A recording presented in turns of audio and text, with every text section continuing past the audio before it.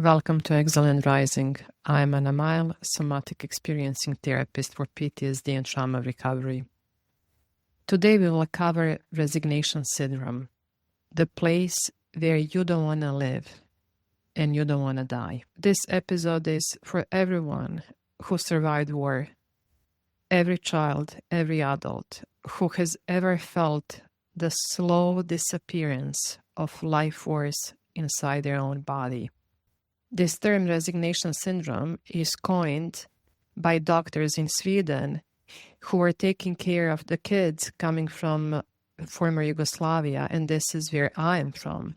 And we often talk about trauma in terms of anxiety, fight or flight or depression, but there is a deeper, quieter form of survival that most people don't recognize.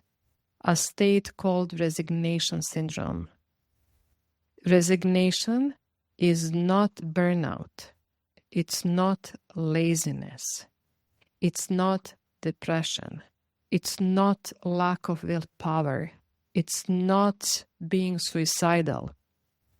It is biological shutdown that occurs when the nervous system, after prolonged trauma, or uncertainty, decides that the safest thing to do is to shut down and to receive minimum input from the outside. And that's the place where you don't want to live, you don't want to die, you only want to disappear from outside life so you can have catonic rest. And it's the most brilliant, intelligent move of your nervous system, of your body. And no, you don't need to go through the wars to feel this way. If you lived and if you're living in continuous state of uncertainty from outside, your body will move into this state of resignation syndrome. So resignation syndrome is a nervous system collapse. And it is what happens when the body has spent too long in survival, fighting uncertainty that never ends and waiting for safety that never comes. And at first, there is a fight or flight, adrenaline, alertness, constant scanning, right?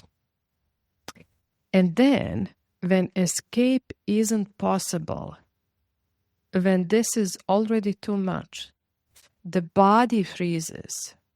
You will feel detached, spacey, not fully present.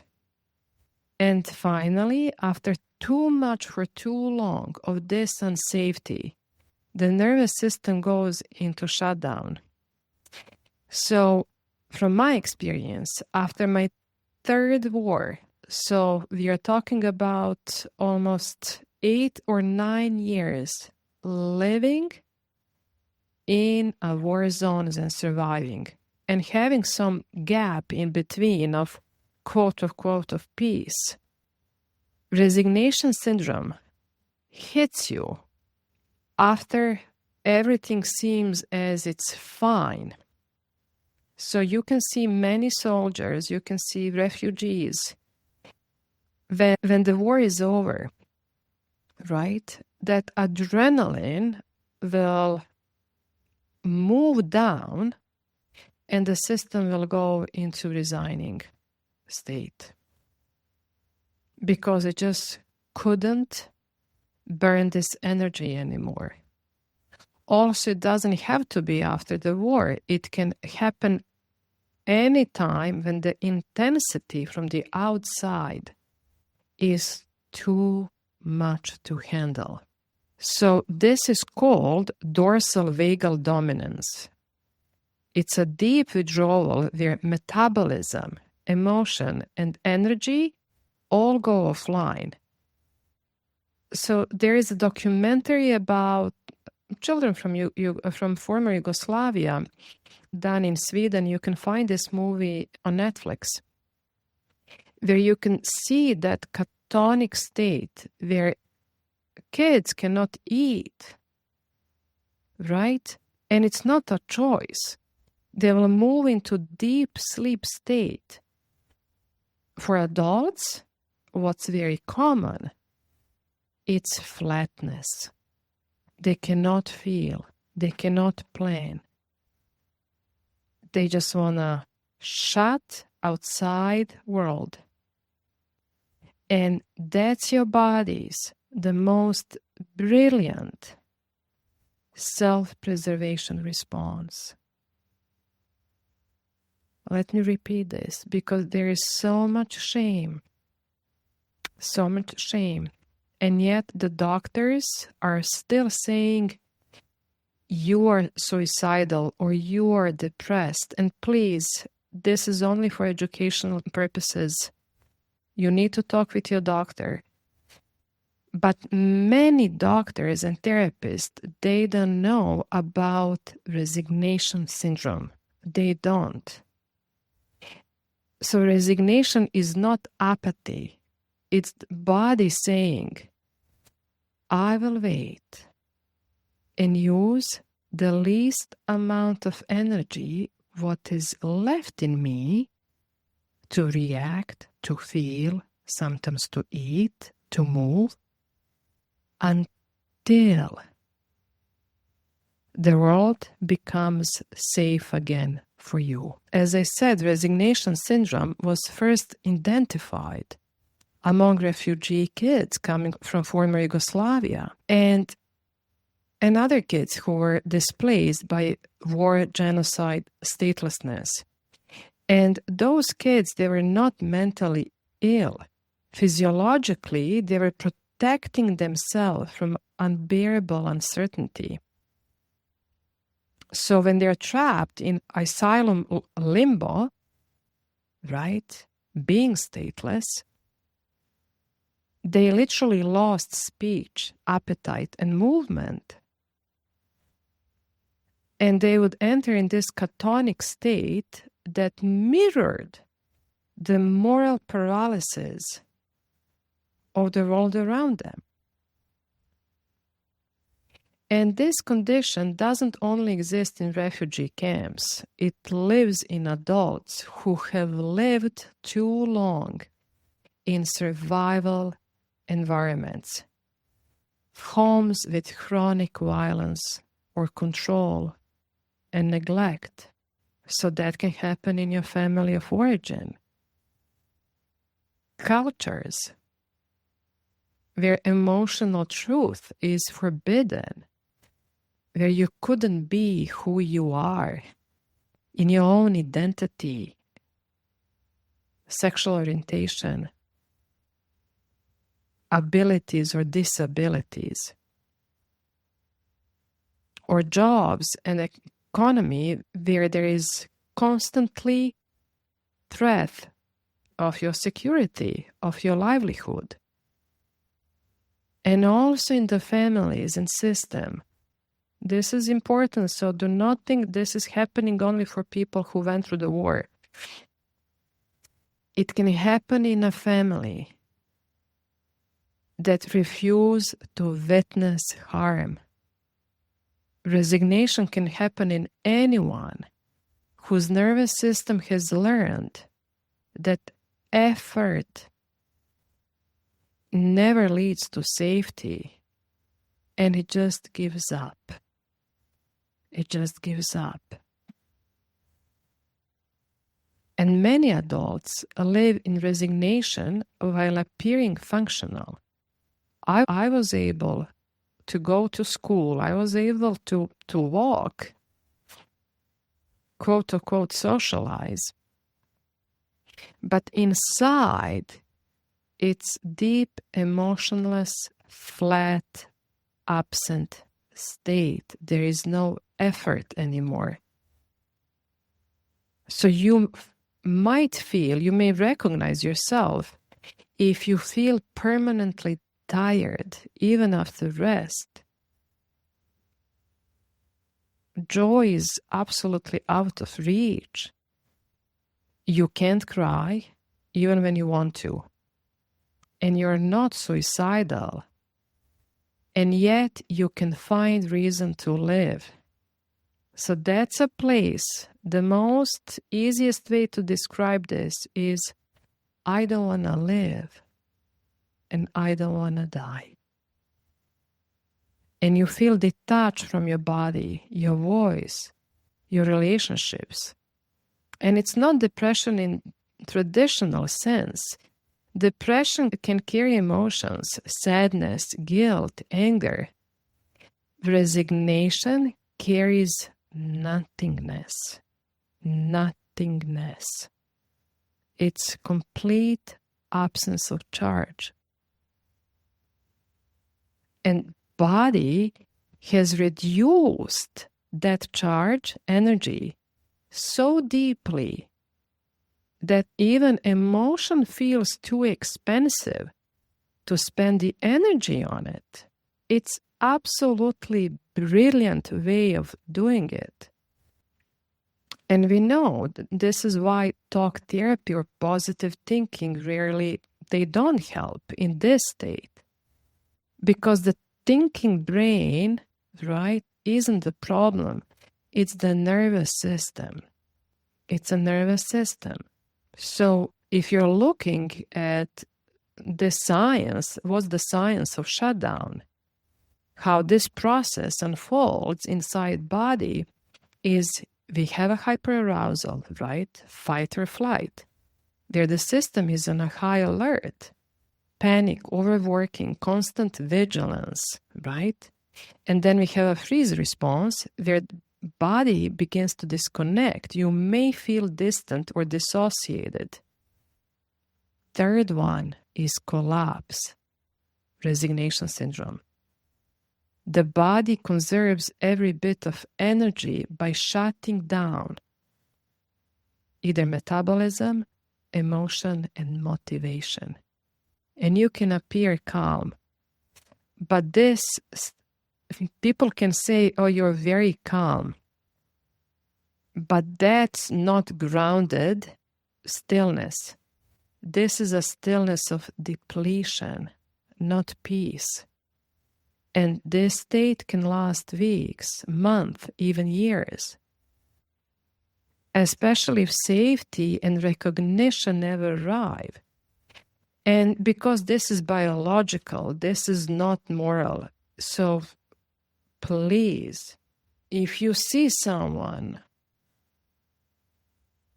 in resignation state, you cannot inspire, you cannot discipline someone out of it or shame someone out of it. And if you're in resignation state, no shame. No shame. Don't weaponize yourself.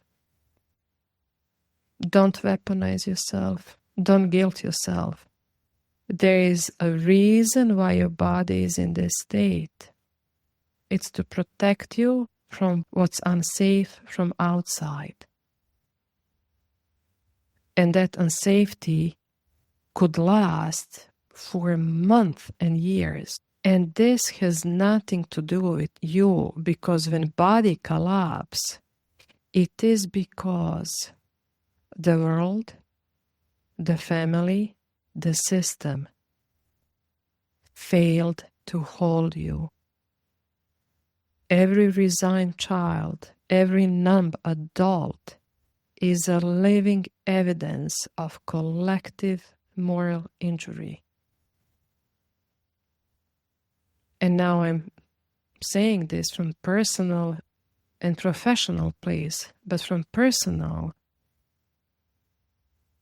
I lived in a war from age of 14 till 22. How the system failed. All kids, all teenagers, all young adults, and every human collectively failed us to protect us. That wasn't my fault, right? It's not my neighbor's fault, my other friend's fault. It's collective moral injury we went through. And this is why I say resignation syndrome is not only clinical, it's ethical, it's political. And it exposes where families, governments, and societies failed us. Right?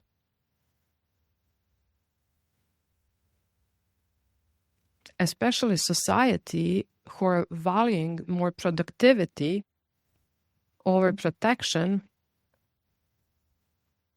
conquering land over safety, or praising resilience and strength over justice. There is no accountability. And when accountability disappears, the nervous system stops expecting safety. And without safety, the only way to preserve your life is to use the minimum amount of energy, and that's to resign until life becomes consistent and safe again. So also how we move more quickly to the place of feeling more safe, we start with body, right? We need to feel the right to rest, the right to process in quietude, in solitary, in solitude, inside of our body, that permission to rest while you're in a state of resignation. Don't be threatened by it. Absolutely not. It's a deep need to rest. And how do we do this? On Soma level, I'm teaching distilled somatic experiencing lesson. It's 1 hour, just allowing to rest. Allowing to rest. So body can find inside that safety and certainty first. So with this somatic lesson, you can always go to the practice and repeat this every day,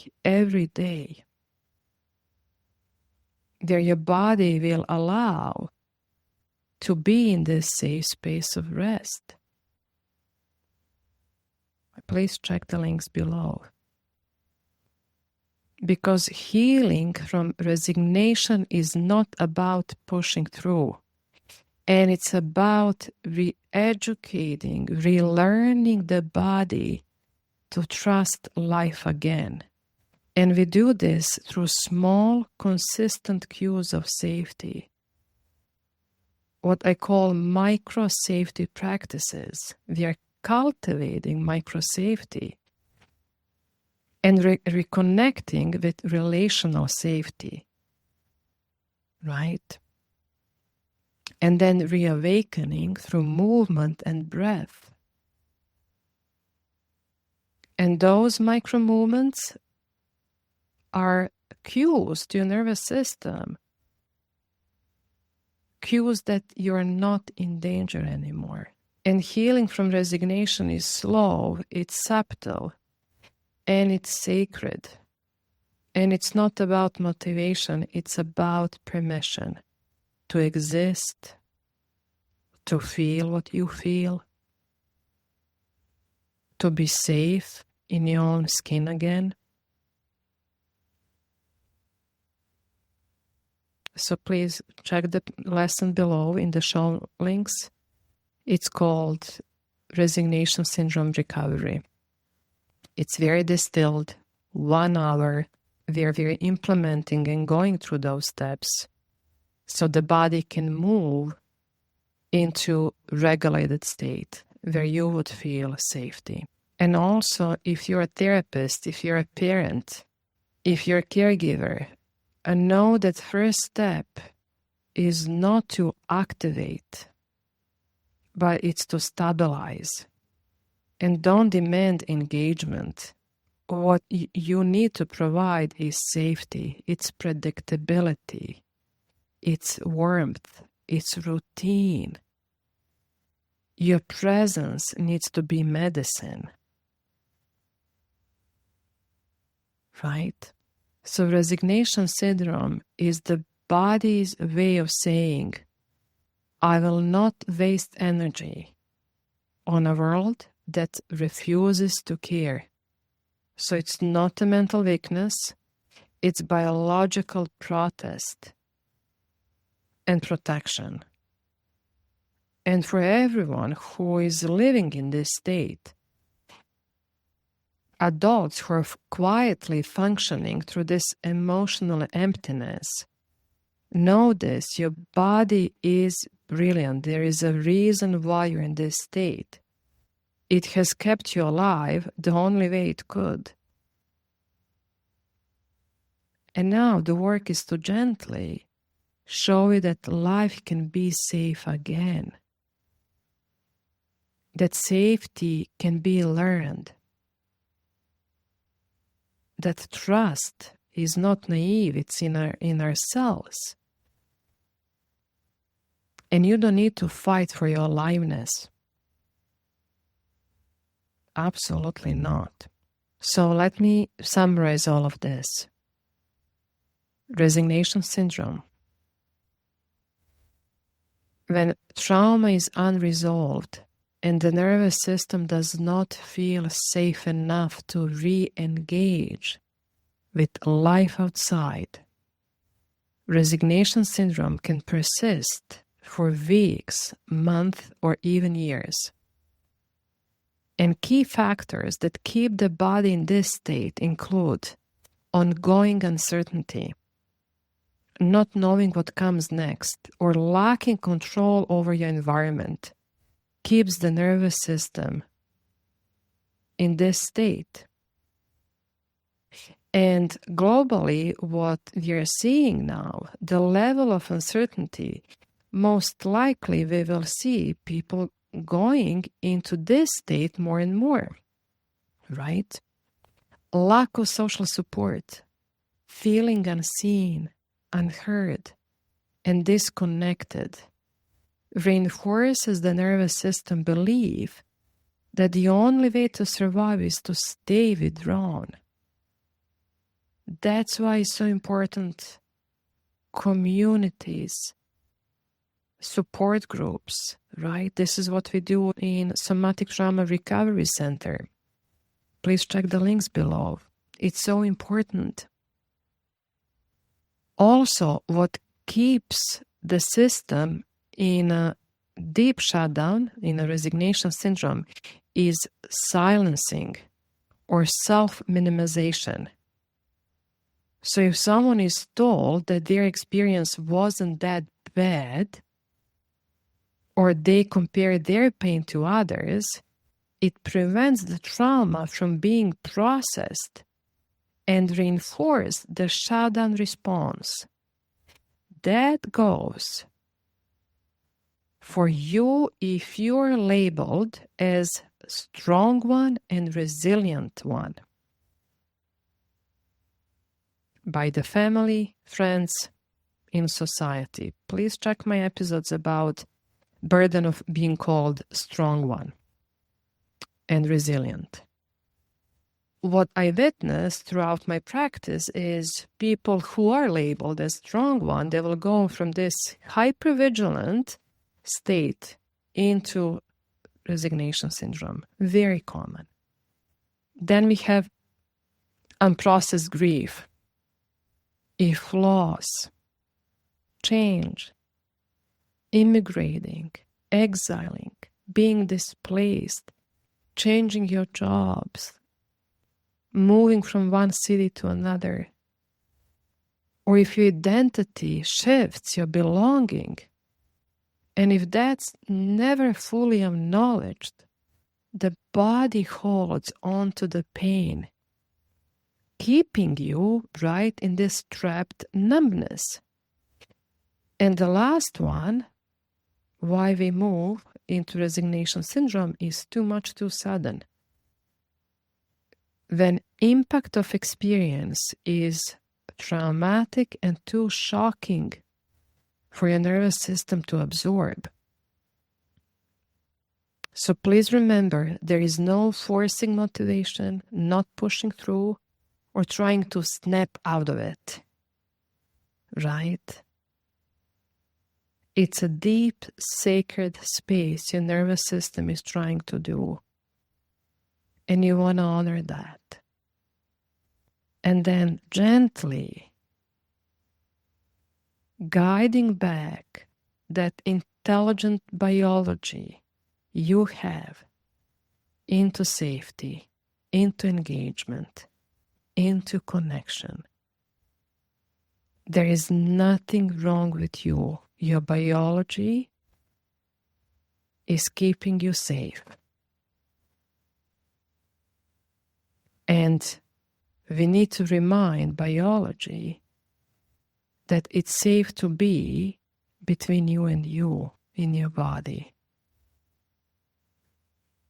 And cultivating this micro safety, reconnecting with relational safety, and bringing this somatic awareness, you will move into reawakening your system into the safety.